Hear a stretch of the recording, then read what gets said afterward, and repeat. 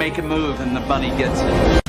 I said, put the bunny back in the box. Why couldn't you put the bunny back in the box?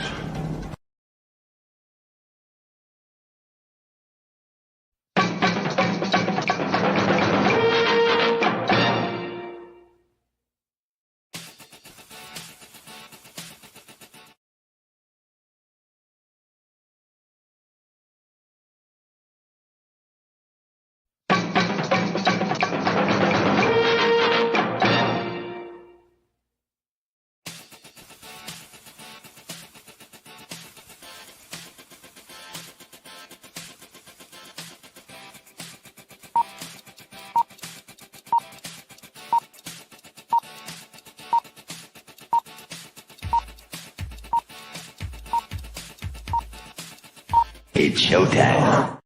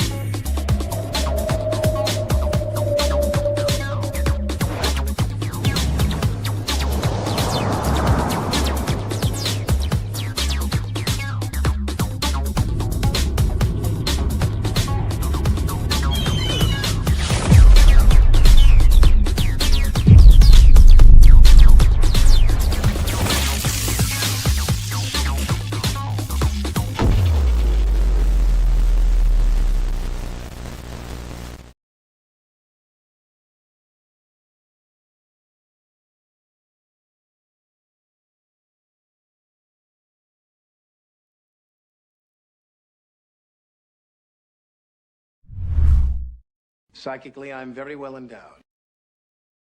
I wanna know what you're thinking.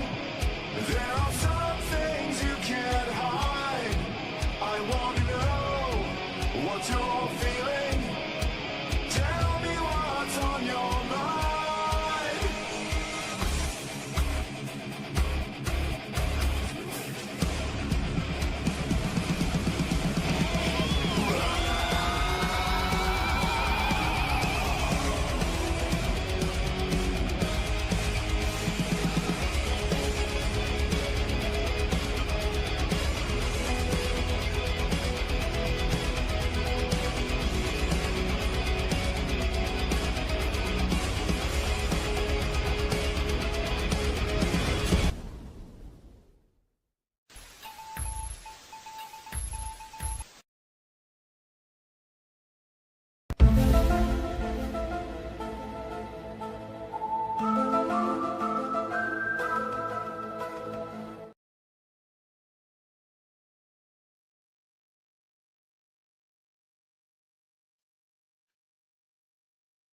Hello, welcome to the Rabbit Hole, brand new show. This is the second episode, the Gen X Files.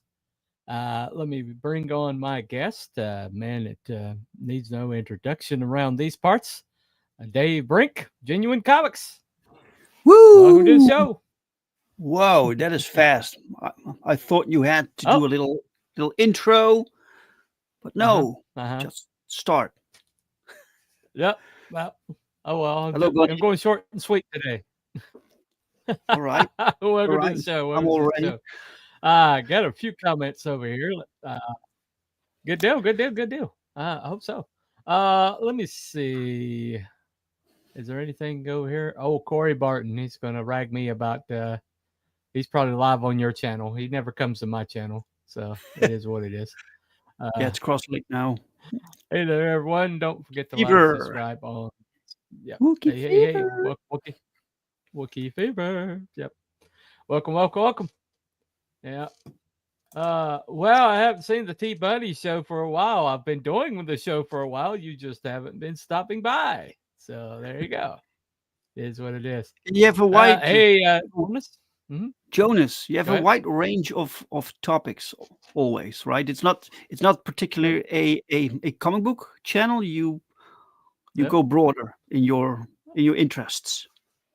Well, it usually winds up going back to comics, but I also do pop culture commentary. I do a little bit of politics mixed in where it's prudent or where it overlaps. And then I have a cryptids and conspiracy show on Saturday night that I do with the boys, and that's just we alternate between cryptids and conspiracies, so it is what it is. So, well, there aren't many left. No, they're not. Theories, like there are a lot of conspiracies, but not many theories left. No. To tell you the truth, I was we were just talking the other night. We're like, well, crap. It looks like how many of our conspiracy theories are going down right now? We're going to be out of conspiracy theories if they keep us up. If they declassify everything, what are we going to do, right? All us conspiracy theory guys are just going to be out of SOWL. Corey's asking for ahoy, all you sagacious scallywags. Hey, Tank. What's that?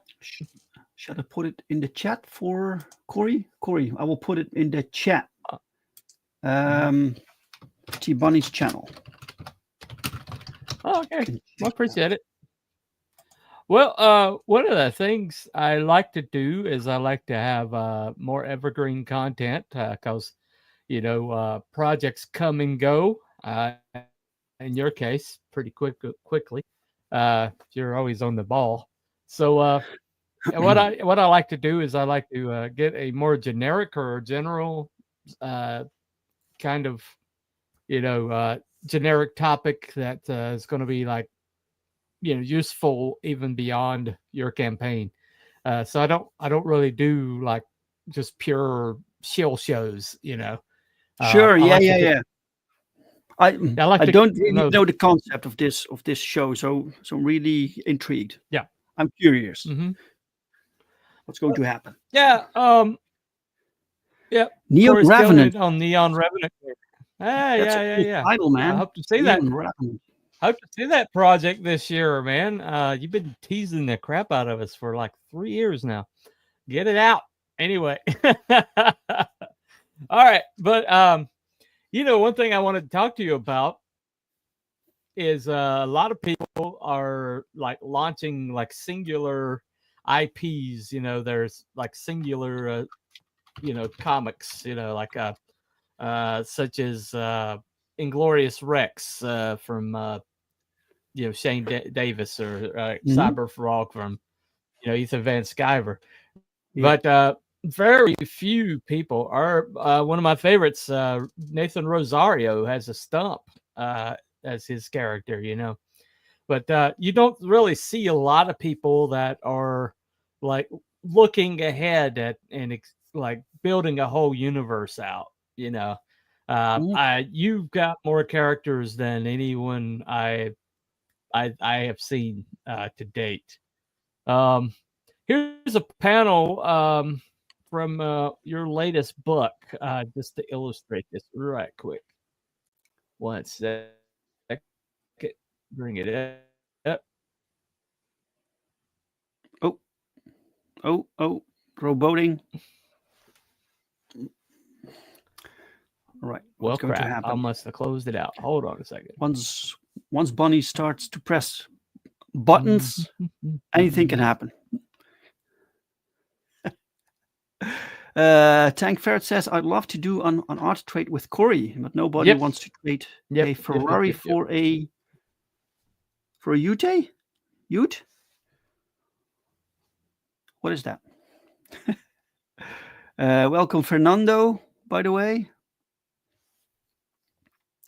So, am I rowboating, guys, or is it just Cooper? I don't know. Corey just subscribed to T Bunny's channel. Time I try to open something up, it happens. Right. There's always like this connection thing, the telepathic bunny connection. Well, anytime I try to open something up, this happens. So yeah. I know this. Let me get 1 second. All right.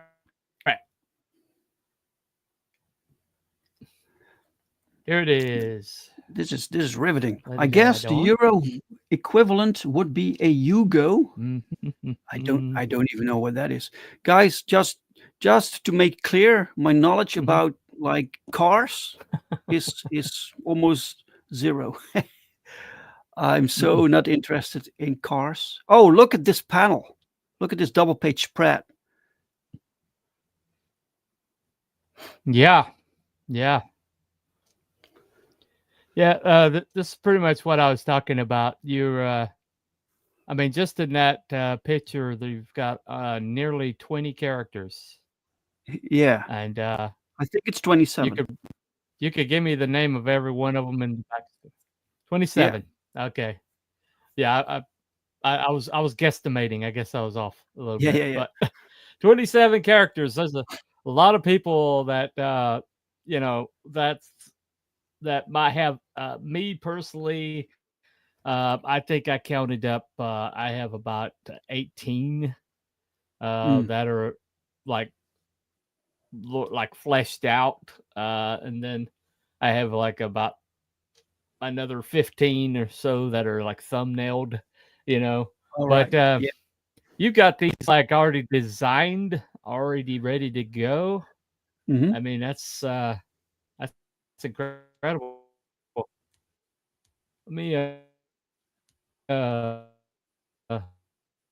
blow this up just a little bit. So, a little bit. Oh, look at that. Grainy. And the thing is also that Pau, so Pau drew this wonderful double page spread, right? But anyway, because I am sometimes all right. Like, so that's the bona fides. That's the reason why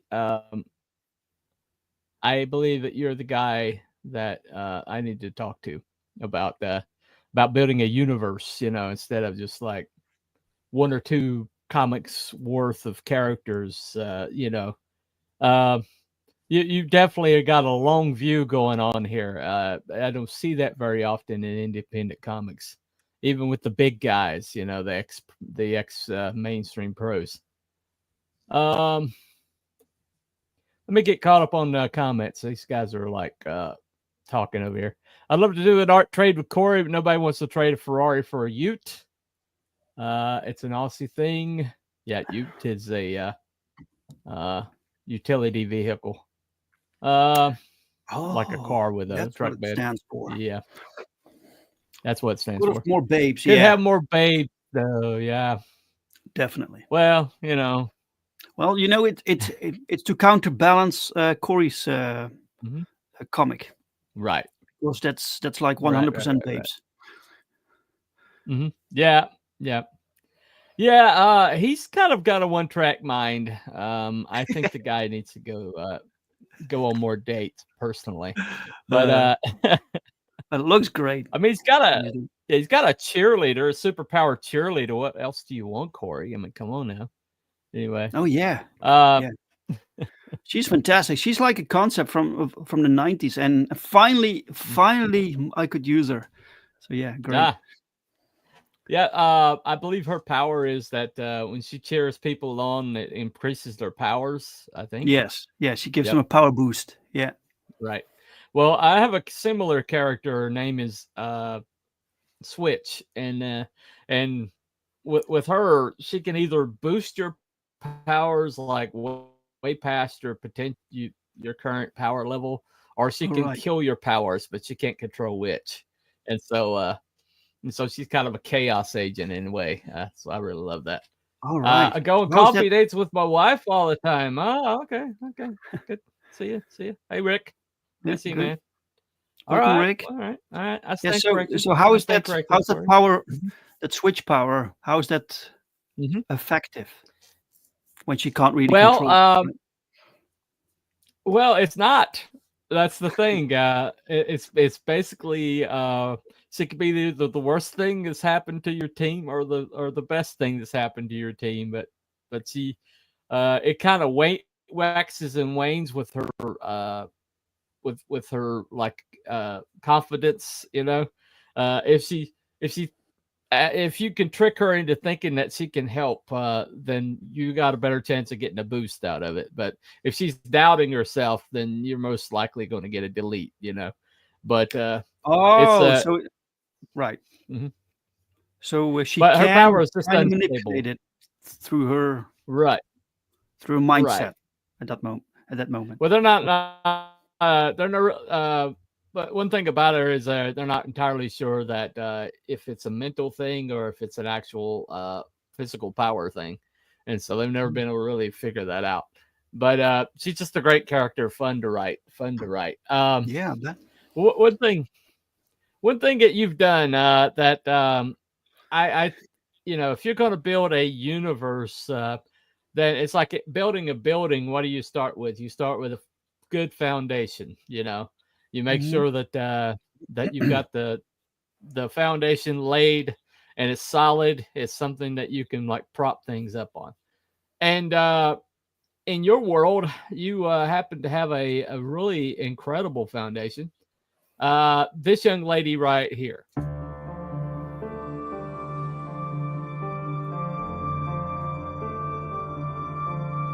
The perfection program. That's what they call it. It gave me life, but it also caused death.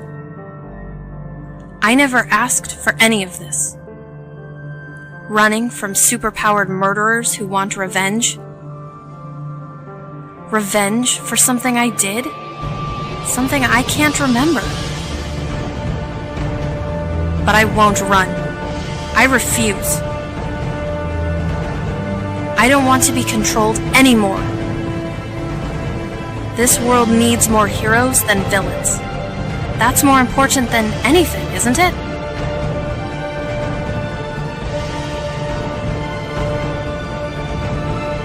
My existence has to mean something. It has to make a difference somehow. For Virgil. For Aaron. I need to be worth this life I've been given. I need to do what's right. Even if it kills me.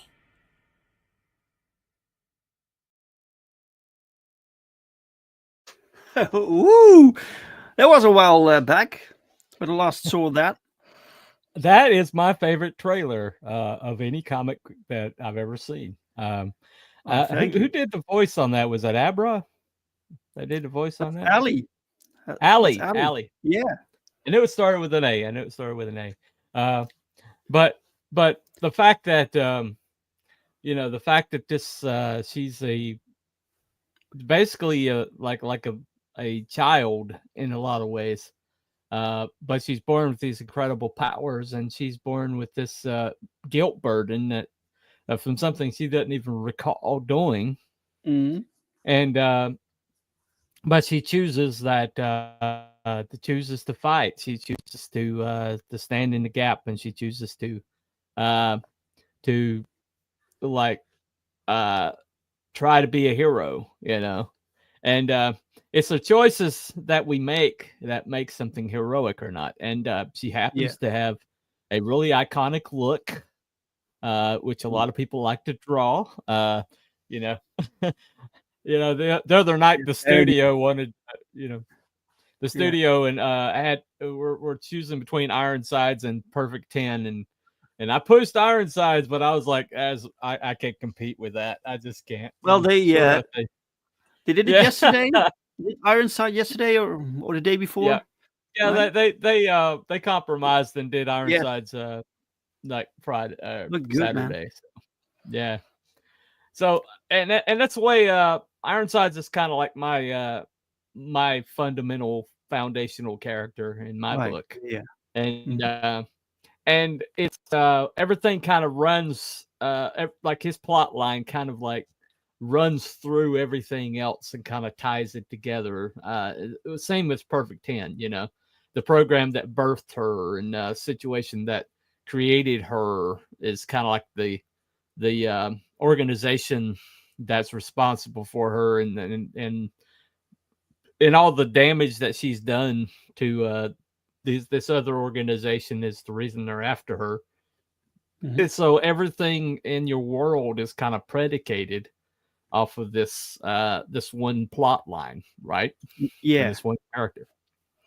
Yeah, And yeah, you definitely get the sense that she wakes up in a world that is already established. So there are things going on. There are these factions. They have yeah, this conflict, and so so the story is basically right. happening already when Ten wakes up, and Hmm. that's the feeling that you kind of get when you read it. But you also have this constant feeling that Ten doesn't really belong because there's this Right. superhero universe comparable Hmm.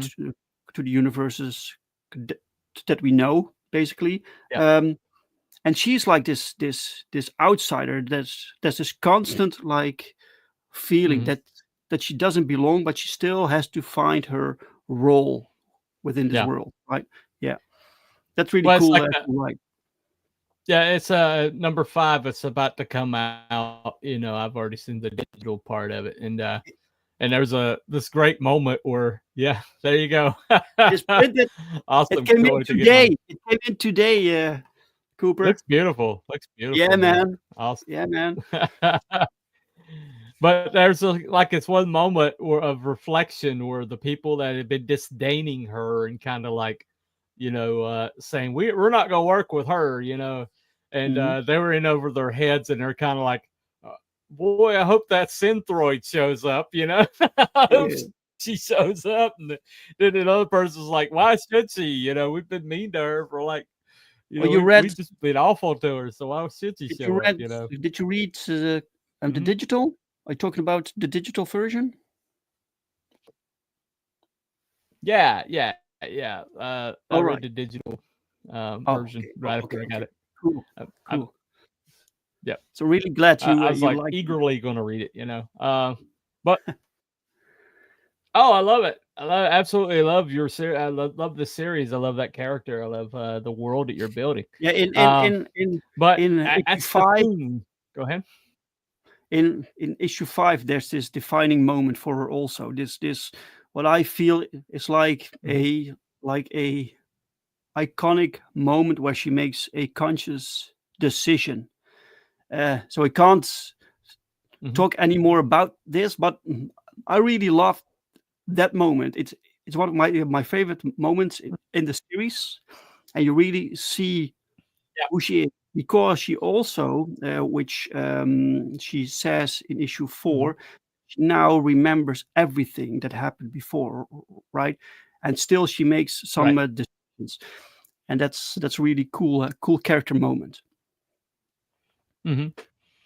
Well, as before, she did a lot of things out of naivete, but now that she remembers Hmm. being that killer, now she kind of like has all the information, and she still makes the same choice as it to be heroic, and that's a real good character building. Doing that later on, really kind of like built her up to, you know, if she hadn't had that period of time where she didn't remember, then it might have had a different outcome, because she built a Right. personality while she couldn't remember and built this heroic persona of herself.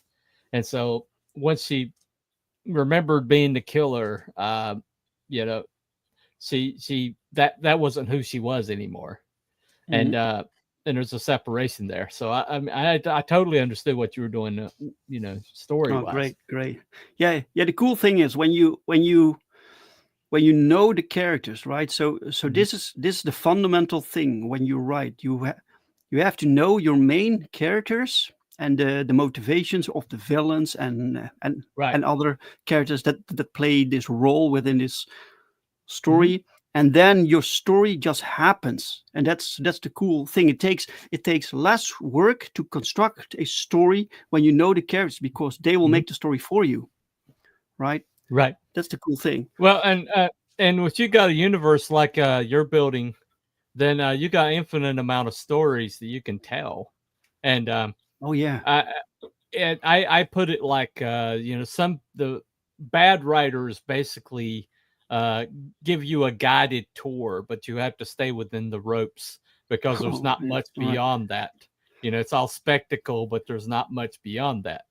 But I prefer to be the kind of writer where I could basically says, welcome to the world, feel free to walk around, feel free to, check it out and live here for a little while.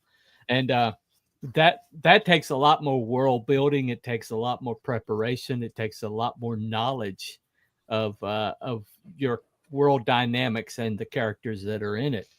And I think people really cut themselves short when they kind of have this narrow focus and just make it like all about this one character and maybe situational, but if you have like a one character or a core group of characters like the X-Men were, in that you have the interactions, you have the interpersonal dynamics, this person loves this person hates this person, and there's this person is hard to get along with, and this person's way too easygoing, and it's fun to play with that. And you can't really do that unless you have a cast of characters and a world for them to play in. And that's one thing that I think a lot of independent creators don't really pursue that, because it's I don't know if it's a lack of ambition, lack of writing talent, or they just, it's all about spectacle for them, and then they don't really think that storytelling has that kind of it, is important like that. And and it could be a combination of all those things. But I just know when I pick up a comic and it's basically got the depth of a mud puddle, it doesn't matter to me how beautiful it is. Right. Yeah. If I mean, I picked up a comic that's from a very famous creator in our space, and I've been wanting to get this comic for a while, and I could tell that the art, this guy had spent like, weeks on like one panel, because the art was just like jaw dropping. Yeah. And yet it was, see Dick, see Jane, see Dick chase Jane, run Jane, run, kind of like simplistic storytelling. And there really wasn't very much beyond that, and after a while I was just, the oohing and ahhing, it was like, well, this is nice, but if I wanted to put it up on the wall, it'd be worth that. But as a story, as a world, I want to revisit. They're right now, they're kind of like campaigning the second book, and I have absolutely no desire. No, because you have no emotional connection to the story, and I think readers need to be able to latch on to characters, and the visual is part of that. But what you remember most about characters is the things that they do. Right. So when you have adventures and they are like character driven also, then you have actually have a moving, living character that makes things happen, and that's what makes characters interesting. Ah, well, looks like Gordon Goodbrother stopped by. Yeah. Hey. Gordon. There you go. And yeah, the art can tell a lot of the story, Corey. Sure. That's why we do comic books and not novels. And yes, yeah, it can. I try to use as it does. I don't always manage, but I try to use the least amount of text that's possible in a comic book. I want the visual to do the storytelling, right? And only characters who speak. So, and that's it. So no captions, no, it's not required. It's not necessary. Well, it's like that one big panel that I just showed. I mean, that's 27 different characters, and they're about to throw down, and there's like about 1 or 2 word bubbles, and pretty much what they're saying is, "Oh shit." yeah. Sometimes you have these comics, and you have these battles, and you have like giant word balloons, like massive dialogues, and there's a little bit of that because you need to like push the story forward, right? So some things need to be said, and the conversations need to be had, right? But it's purely to move everything forward. Oh, absolutely. Yeah, and let me go ahead and play your trailer for your latest campaign. This is available on Kickstarter. Okay, cool. The link is in the chat. Let me play this.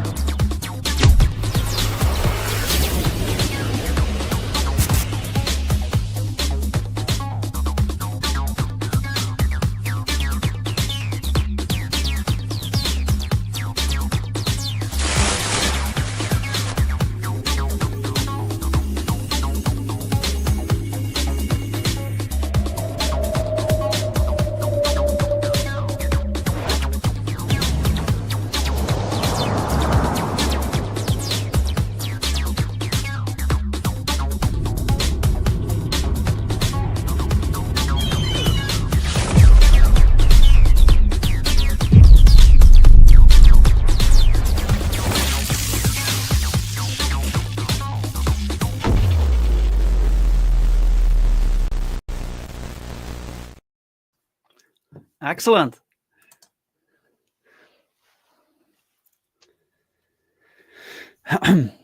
Now, you this is your second power trip. I've got your first power trip, and I really, when I first got that book, I was like, because it had a lot of like new characters in it, and I was like, is he throwing too much at us at one point?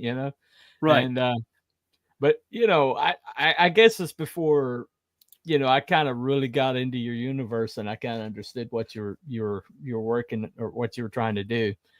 America. Well, Power Trip is. Yep. Go ahead. That's the concept of Power Trip, right? It's kind of the vehicle to introduce new characters, new concepts. So you will get a lot of new things when you have Power Trip, and based on feedback, we can decide what other books we can do, because we have to be very selective. The resources are like, we only can make so many books per year, right? So we have to be very selective. And when people tell me I want that character, then we know some sort of direction. So that's basically the point of Power Trip. We can't do stories for every character, at least single issues for every character, but we can introduce them. And I want to, at some point, introduce all the characters that we have, right? So yeah. Two good comments for you. Well, Dave's casting's massive, but he kept a major focus on the players that moved the story. Yep, agreed. And I want to be like Dave when I grow up. Glad to see the universe come together. Right. Tony, thank you, man. Well, yeah. Well, I mean, one of the things that I guess irritates me a little bit. Oh, got a Michael Bancroft sighting. Hey, man, Michael? good to see you. Yeah.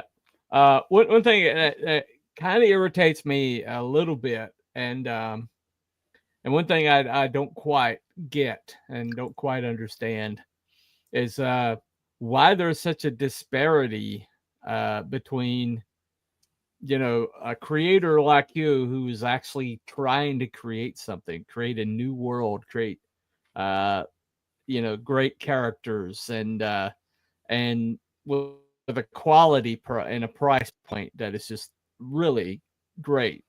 And yet, we've got like some ex-mainstream pros who are griping and complaining about a $65,000 campaign. And I got those books that are in those campaigns. I've got those books, and your stuff is way more advanced. And thank you. and it just has to do because most of the mainstream guys that came out are artists, and they had a writer that they worked with, and so now they're writing their own stuff, but they spent so much time on the art side of it that their writing's not as advanced. And so we're getting stories from those guys that are like first or second comics out of their, even if they've had a long career, it's first or second comics basically that they've ever written. Right. And you can tell. And so it really it's those guys, they worked hard, and I don't begrudge them, but I just wish that that massive fan base that's just so obsessed with their comics, because they had a mainstream pedigree, would start looking around for people that never sniffed the mainstream but are making comics that are better than what the mainstream has been putting out. And so my hope is that some of those people that only back people with a pedigree will start like looking at some of these guys like you who are consistently putting out excellence, have incredible world building, and your point, a universe that you're creating, and start like backing you guys so that you don't have those limited resources, that you can start, actually, I don't know if this is going to work or not, but let me take a risk on this character. Sure. I'd like to see you get to the point where you're not like, well, if this character is not, that you're not like putting fillers out, that you're actually able to take those chances. And I mean, like Arrow Comics has got a hell of a lineup. They don't get those massive numbers. Alterna gets some pretty nice numbers, but nowhere near where they deserve to be, Oh, yeah. But the only ones that I see, Iconic Comics kind of gets the numbers that I'd like to see you to get. And that, Iconic is kind of like the ones that, I think are most outsider from the industry, that are kind of putting out numbers that I think I'd love to see a lot of these guys get, like you. Like Nathan Rosario, we only see a stump comic every 2 or 3 years because that's all he can manage. And that character is so good. I wish we could get him like numbers big enough that he could do that full time, and we could see more Stump, because Stump's the CG Hulk. I love that guy. It's like a Midwestern version of Hulk, with the Right. Yeah. flannel, and everything. And Yeah. but I'd like to. I keep telling people that if you only focus on the guys with the pedigree that have Marvel, DC, or Image by their name, then you are basically missing what's really happening. To me, you're missing what's really happening. And It's and when you see those numbers concentrated on that, go ahead. right. I don't really fault people for not like I think that I'm doing this for 10 years now. So to me it's like Yeah. I have to remind myself constantly that most people out there don't know my work. I'm constantly surrounded by people who know my comics, but Yeah. there are far more people who just don't. And uh, to break out, it seldom Yeah. has anything. Sometimes it has nothing to do with the quality or the lack of quality or whatever, but people just need to know you, right? The creator. Right. Yeah. So and that's not really my strong suit, my forte, but that's something that I Right. need to work on, right? Well, And just I do think that that Fun to My Comic has got some things that they're talking about doing that I think are going to start getting exposure to guys like you, like Bancroft is saying right here.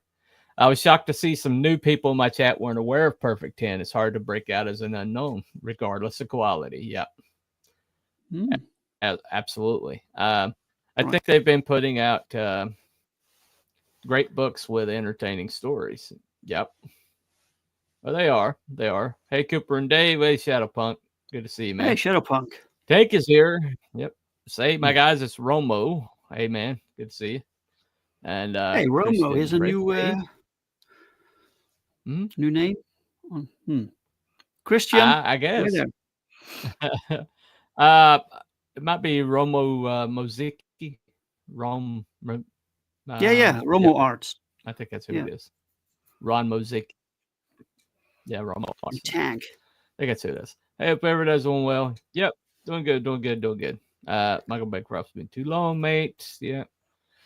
Smaller creators need to promote each other more. I agreed. Totally agreed. And we definitely need to form better, more efficient structures to do that. By the way, I don't think that good stories are important to everyone. Yeah. I like it. I want to read like stuff that I can latch on to, but other people are more into visuals or personalities of the creator. That's all fine. But I think the most important aspect of any comic is that it's fun, that it's entertaining, right? Yeah. When it's not, well, when it's not fun, then right, it fail. Exactly. If you're not having fun, then they're not going to have fun, right? Yes. And that's if you're writing something that's cool that you enjoy and you're writing characters that you enjoy hanging out with, then you got a way better chance of people enjoying your work, and so like in your case, where you have built out a universe, and it's like, funny thing about it is in 5, you had a character who kind of like broke out a little bit, and I kind of I like that guy, and then you brutally murder him, and I was no spoilers, Coop. I was like, damn it, Dave. That's the second time. That's the second time you've done that to me, dadgummit. character. I was like, that is cool. That is cool. And then it's like, oh, Oh that's no, horrible. yeah.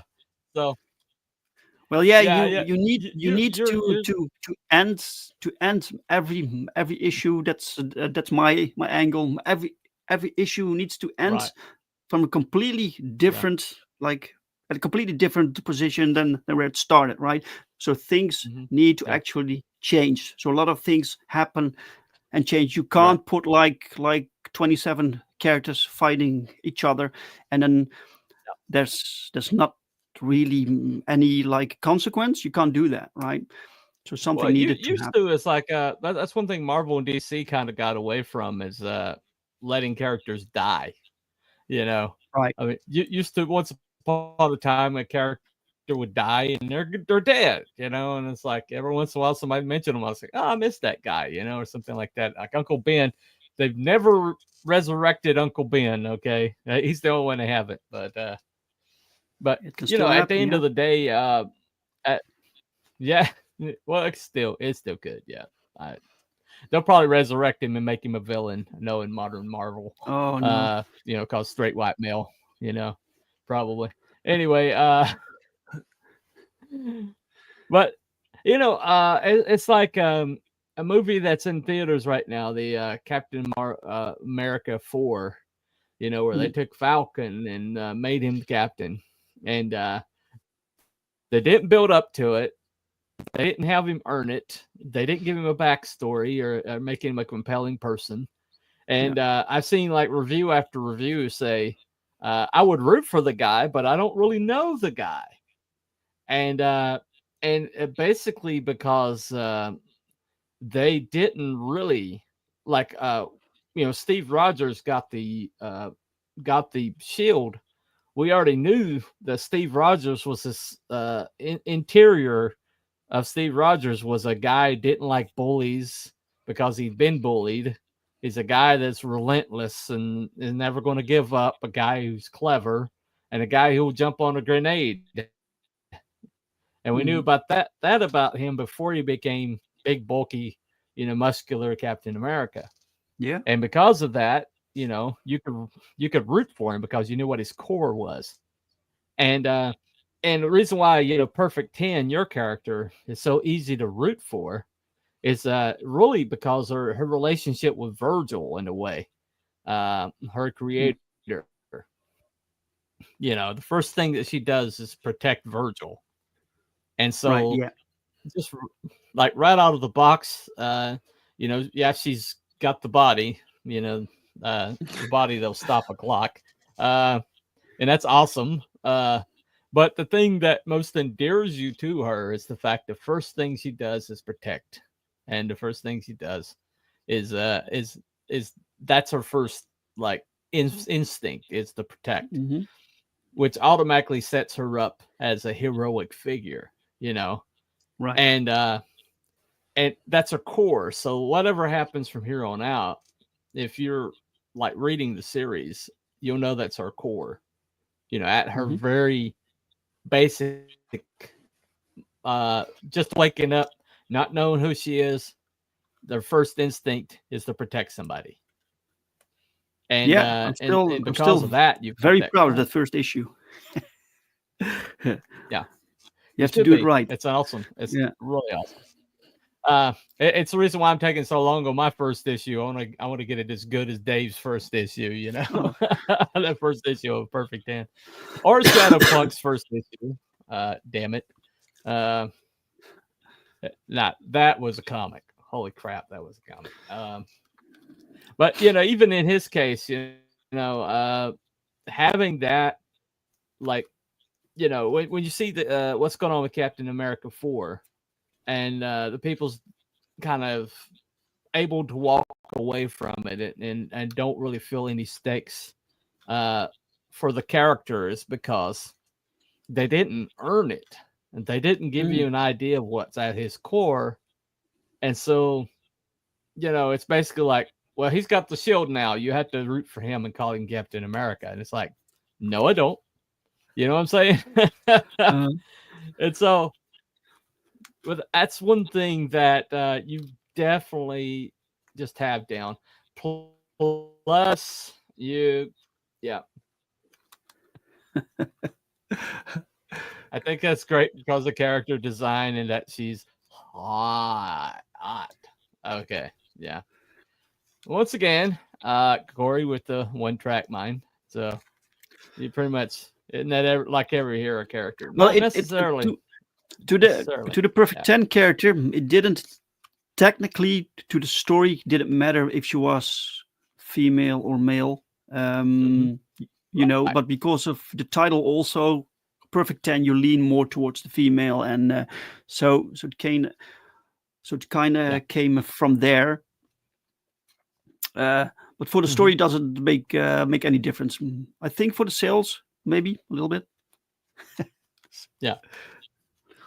Well, it's like Ironsides, Colonel Ironsides. One thing that you learn about him in the first book is he died for his country 9 times, and now he's mortal. Now he's aging. Now it looks like if he dies this time, that's it. That's all she wrote. And yet he's being given an assignment to basically go into a no-win scenario, his Kobayashi Maru, the kill box, where nobody's supposed to get out of it. It's literally so bad that they have jokingly nicknamed it Little Bighorn, because nobody's going to come out of there. And yet, when he finds out the scope of this problem, and he gets offered to save these people, he doesn't hesitate. And what's your plan, by the way? Because this was about building universes, right? So is this Ironsides character, is that the start of something that you want to like expand? What's your plan? Well, kind of like you, the first 3 books are going to be the same day. But I do enough flashbacks in the first book to kind of set everything up. But the first 3 books are going to be essentially the same battle. How does he get them out of there? Or does he get them out of there? But it'll be a short series if he doesn't get them out of there. But anyway, but yeah, I've got a whole world. Once they get out of there, starting book 4, I've got a whole world for them to kind of like get into. I've got a whole city, kind of like a Gotham City that I've got built. That's going to have some stories out of it. What's the city name? I'll probably introduce at some point. It's called Northport. That's the name of it. The city. Northport. And Northport, yeah. And right. it's just I try to get away from it. I try to name it all sorts of different things, and it always comes back to Northport. So I'm going to wind up calling it. And that's what you use, yeah. Pretty much, yeah. Anyway, what else do you like about her character, T Bunny? Well, I like the fact that she's selfless and she's built like a brick, outhouse. I'll just say that much. Anyway, that has something to do with it, right? Right. Yeah. But anyways, so you have you out of Power Trip 2, have you had any characters pop that people want to see more of that you might be planning on books later? Well, there aren't. So the books are still going out. I'm actually starting fulfillment now. So the people who read it were the people who had the digitals, or the people who only backed Power Trip 2. They got the books, but the most of it is going out like in the coming weeks, right? Because now I have the printed version of Perfect 10, so the packages can be prepared and shipped out, and then I will know hopefully what people like. So yeah, we'll We'll find Well, out. I have to say my favorite are the Phenomenals. Oh, I really? I Okay, dig the cool. Phenomenals pretty good. Right.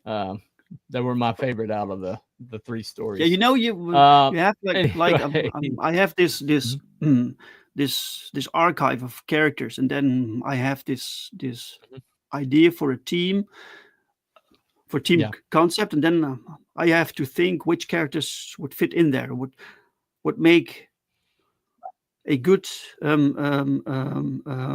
dynamic, Co right? You need Cohesive. so yeah, You have to get you one of don't want right. like overlapping Mhm. powers. You want personalities that can clash. So a lot Mhm. of things you have to think about, and then the designs that you Yeah. have, like costumes that are Mhm. like a lot of Yeah. variety, you know. So so a lot of fun Yeah. to put teams together. Well, I have to say your villain team in book 1 Mm, had like a really interesting chemistry to them. yeah, yeah, I know that yeah. I kind of dug that a collection of characters pretty good. Um, anyway, she takes a licking and keeps on ticking. Yep. And meat and bone. Okay. Bone All saw, right. bone saw. Now, Mm. I think her meat gives him a bone. I think that's what he's saying. I, I'm pretty sure. Anyway, did you design many uniforms, Dave? Yeah, he designed a Yeah, quite a ton. lot. Yeah, but a lot of Yeah. them. There are also a lot of uniforms or costumes designed by Hmm. other people. Yeah. Sometimes I just don't really know. I have a concept for a character, but not really the looks. And Right. then, for instance, Pow created some, and Calamity Mhm. was designed by Pow, so the main Yeah. villain, based on a sketch that I had made years ago. But Uh-huh. he kept the essence, but changed it completely, made it his own. And Yeah. I wanted him to draw the character like he envisioned it, because he was going to draw the character many times, right? So Right. Yeah. and and she had to look regal. So there were a few like rules, but he totally nailed it, man. Hmm. And and are Yeah. like people like either Messiah. He designed a few. He has like a style. He doesn't really, when he designs superheroes or super villains, he Hmm. thinks outside of the box. And Yeah. that's really interesting in the results. And then you get a lot of variety, and that's Oh yeah. cool. Well, yeah. I Calamity just Orange.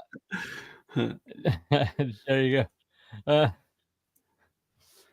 I think she's Hispanic Yeah, she has a little bit of a or mixed tan, race a at little bit. least. Yeah.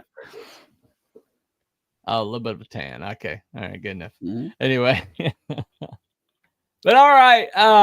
Well, thank you for sharing your genuine universe with us, and make sure. Hold on a second. The 10 babes outfit is great design, very memorable. Yeah. By Yeah. the way, Yeah. guys, Definitely she gets around. the books Hmm. are printed, right? So I have cover A, cover B, Hmm. and I have Yeah. a few of those. Also, you can get cover C Hmm. as add-on through Kickstarter. So all the campaigns are closed. Only Kickstarter is now open, so Hmm. you can still get that. And that's the last chance you will have to buy this Hmm. one. Um, so yeah, get on that, guys. Get on that. So fulfillment Yeah. has begun, right? Right. Right. Yeah, so that's the link is in the chat. It's also in the description. And so make sure you check that out. It's on Kickstarter right now. And so make sure you check that out. And we'll keep our eye out for you know, number 6 when number 6 shows up. Yep. Looks like you're about to close out your first arc. Yes. Uh Issue 6 will be the so last one of this story. Mm. Cool. Um, not entirely sure what these are supposed to. What is that? Not sure Gordon what that Gordon can is. speak in icons, so you have to figure out what he means. Yeah, speaks in emoticons. I got you. Yeah. All right. Well, thank you for coming, Dave. I hope we get you a few new sales. Thank you for talking about your universe with us. Yeah, Hopefully, you're welcome. those of you out there that are planning on writing your own comics will expand your horizons, maybe develop a little bit more ambition, and let's start building some universes, man. They took all our old ones, and so it's time for us to kind of like replace those things. And people like Dave, they're only going to be able to do as much as you support. And he's got a lot of characters, he's got a lot of ideas, he's got a lot of world that he wants to show you. So make sure you back this man, so I can get more stuff. Anyway, a little selfish, I have to admit. Anyway, thanks again for the digital copy from Gordon Goodbrother. Yep. Yeah, you're welcome, sir. Yep. All right. Well, thank you all for coming. And thank you for coming to the rabbit hole. And we will be back. This character autopsy this Thursday. It's going to be Spawn. So I don't really know a lot about Spawn, but I'm going to have to learn a lot more about Spawn. Okay, We're going to do a character autopsy 6 o'clock on Thursday night. And we will see you everyone then. And y'all have a very good night. And we'll talk to you later. Follow White Rabbit. Bye, guys. Say goodbye.